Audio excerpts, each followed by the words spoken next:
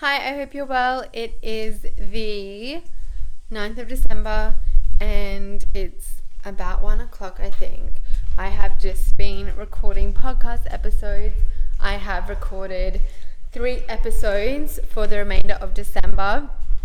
So it's the 9th of December, as I was saying, and I have created all the content for the podcast for the rest of the month. So that is pretty cool. So I feel a bit chatted out at the moment because I have been talking already for probably, the first episode took an hour. I did my 17 biggest lessons of 2017. So that one took an hour, and then the 2 others took 30 minutes each. So I've just chatted non-stop to myself for 2 hours. Was that in my teeth?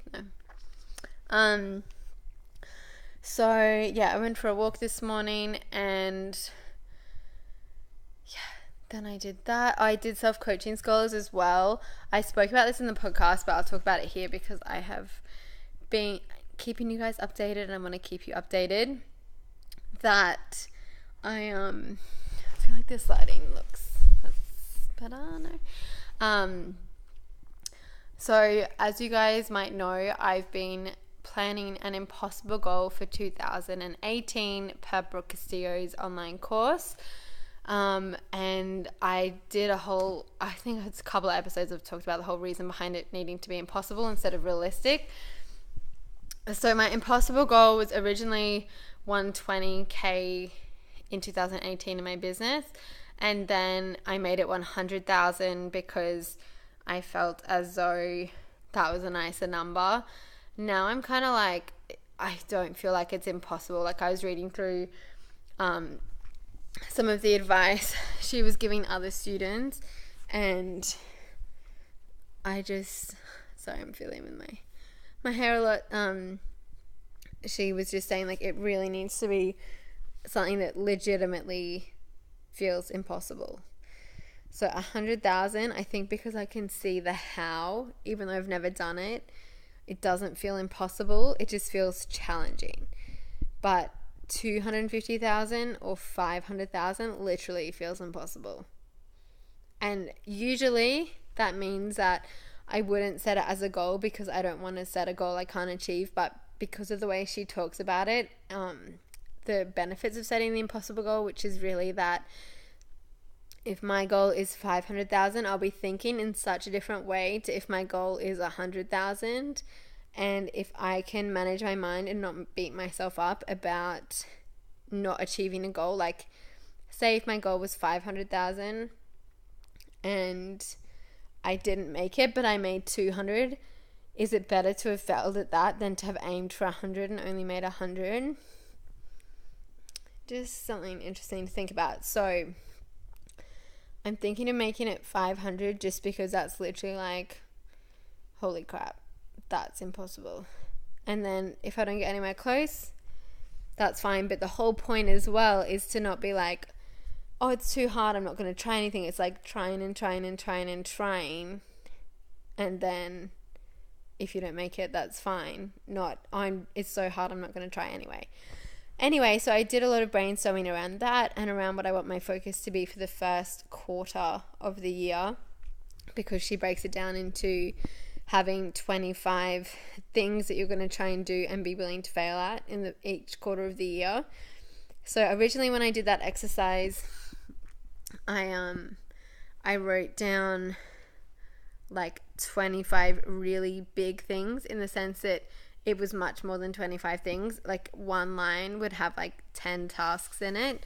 So I kind of got really clear on, and then I felt really overwhelmed. Like, oh my God, that's too much. And I realized I was trying to do too many different things.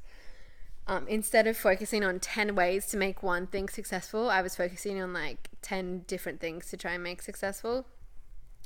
So I got more clear on that this morning. So I spent maybe like an hour and a half just thinking about that, brainstorming, and I also did that when I was walking for an hour, so that's an extra hour right there. Then I spoke to myself for 2 hours doing the podcast episode recordings, and now I am going to go to Steve's parents' place to use their amazing internet, and upload my my podcast episodes I just recorded, and also my YouTube videos for the week. And then tomorrow I just need to schedule my blog posts and emails, and I'm going to be absolutely laughing if I have pulled this off, because it's having all my content for a month prepared in 5 days, and I'm talking about blog posts, podcast episodes, and emails, which normally I let myself say stress about for long periods of time. If I can get that done in a few days just by being really focused and batching things together, like, it's gonna change my life. And I have no doubt that if I'm focused tomorrow, which is completely in my control, that I can do that. So I'm gonna head there now. Gonna have a big bottle of water because my voice is really hoarse from talking. I'm gonna get those YouTube videos uploading and go and watch through them and see what I've chatted about and give them a title and all of that. Yeah, I feel really buffed. It's a really hot day today. I was tempted to take my togs / if you're not Australian / a Queenslander, I mean my swimmers, bathing suit, whatever you want to call it, bikini, because they have a pool. So it's almost like the weather where I feel like maybe I could dip in the pool while I'm there. I don't think they're there this weekend. So yeah, Steve's at work. I'm just going to basically be working until it's done. I'm going to be focused. I haven't looked at Instagram yet today or anything. And feel like my bronzer looks very horrible. What have I done? And yeah, then I'm going to do my meal prep shopping as well this afternoon. That's it. That's all I have to share. I might probably buy some new flowers. They're looking very dead at the moment, but bye. I will see you tomorrow.